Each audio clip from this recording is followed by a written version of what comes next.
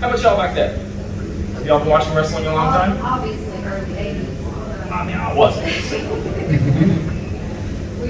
go to Clark's Forbidden Door and all that. Nice. Aussie, and they would bring in Paul Armstrong and Scott Armstrong and all those people like. Some legendary names right there. And you would just see on that line. Sorry to interrupt. I'm a big wrestling fan too. That's like the tribute. From my analysis, Bill Bob Armstrong is the father of the Road Dog.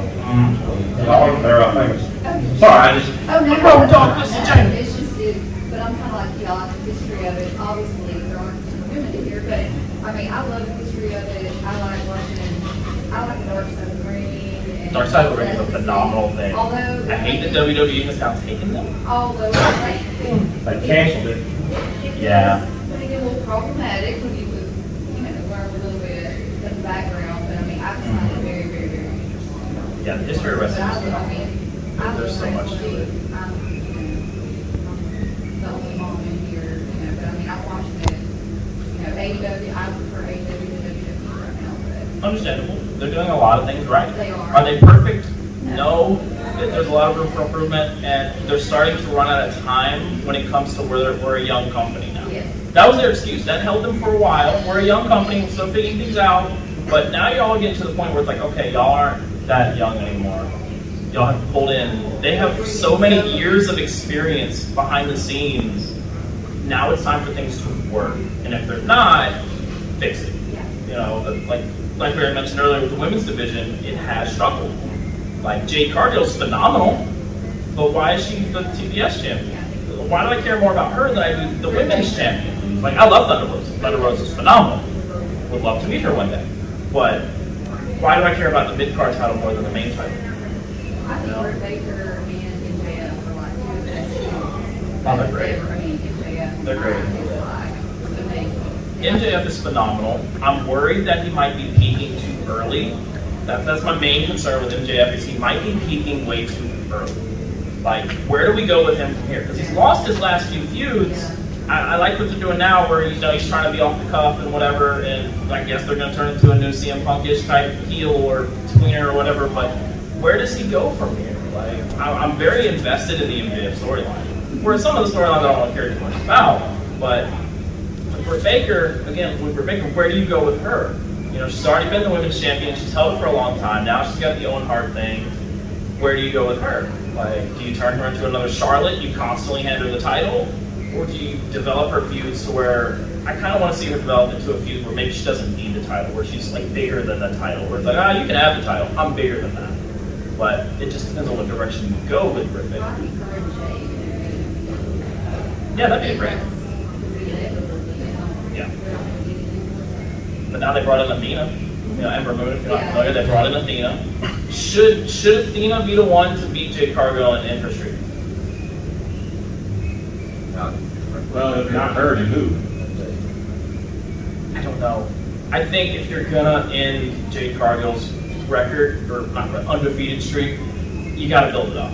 Athena can't just come in and beat it, because that's like, so there's nobody here that can beat her, so you had to bring somebody else in to do it. I think they need to build somebody up to do it. I don't know who, because she's phenomenal, and her build is just like, who else can beat her? Besides maybe Nyla Rose? That'd be an interesting pairing.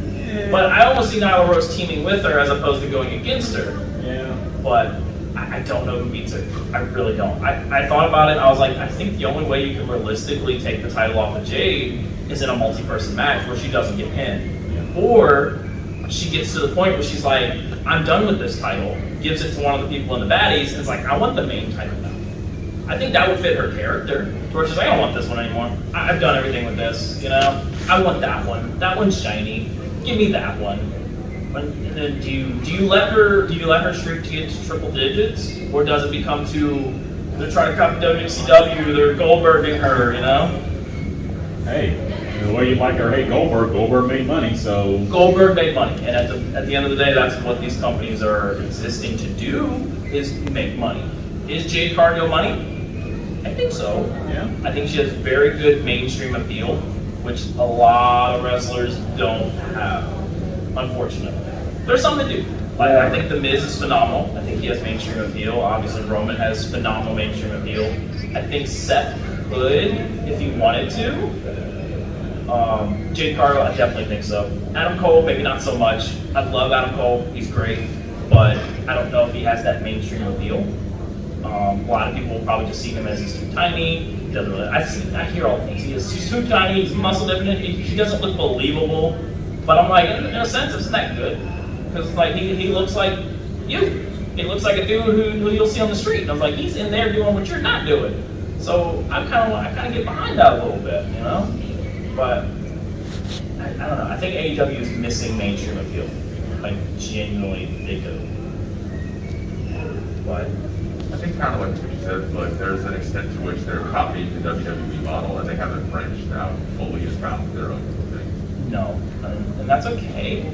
Like it's okay. It's got them this far, but it's getting to the point where it's like you're watching an AEW show and their shows are stacked. They have some really stacked TV shows, but their model is very old. They're using the very old format of trying to sell pay-per-views when we're in a streaming era where it's harder to get people to want to spend $50, $60 on a pay-per-view as opposed to let me just get this subscription service, and that's more, budget friendly. So I think they do need to figure out something to get on a streaming platform, whether it is HBO Max or they create their own. But that pay-per-view model, it just seems very outdated, in my opinion. I think we've grown beyond the need for pay-per-view models, but that's just my opinion. I mean, what do y'all think? Do y'all think we should move on past pay-per-views, or is it something that you think is still worth the money? WWE is really smart right now with pay-per-views. It's like Premium live events. Vince is gonna attack you.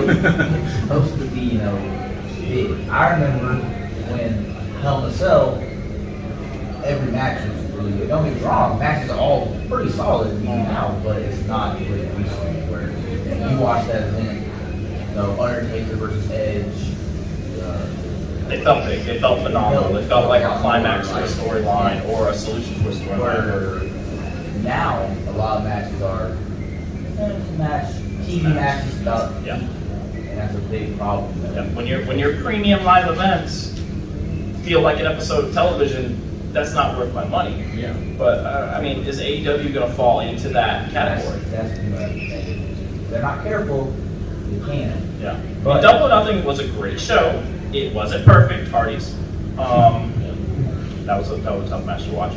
But it started to feel like some of those matches could have been on Dynamite, where it's like, okay, that was really one of the first pay-per-views I've watched for AEW, where I felt like every match on the card, there was some that could have been on TV, and it's like they felt like filler matches, where it was just like some of their older shows, it felt like a pay-per-view, where it felt like, okay, this is a big match.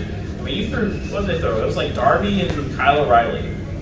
Why was that match? It was a good match. Well, why was it on the paper? It was a good match, but it's like, why? Did we get to the point where there's too many matches on a pay-per-view? Yes. Yes. Yes. It's like, Double or Nothing had, 13 matches? 12 or 13 matches in almost 5 hours? Yeah. I felt like I was watching that pay-per-view for 4 days. Yeah. And that's not a great feeling to have, but I mean, New Japan does it well, where they break it up. They have these long shows, but you can come back and watch them in sections. But it's like with AEW, it's like you feel like you have to watch the whole thing, and I feel bad for people in attendance that are there live, because it's like, man, I gotta go to the bathroom, and it's like, what match is this? How long is this going on? And then some of the matches, they end so abruptly. Like some of the finishes, like with Samoa Joe and Adam Cole, I was like, that's the finish? For the Owen Hart Cup? That's the finish? And I was like, okay, I guess that's what we're doing. And then they literally copied and pasted that to Britt's match. And I was like, what are y'all doing?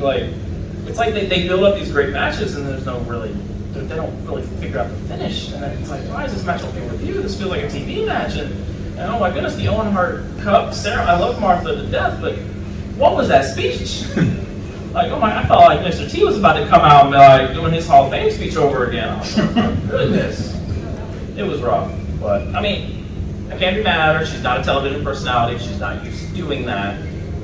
But it's like, just let someone else do it then. Let her come out, get her flowers. She deserves them. I appreciate what she's doing for Owen and honoring his legacy because he deserves it.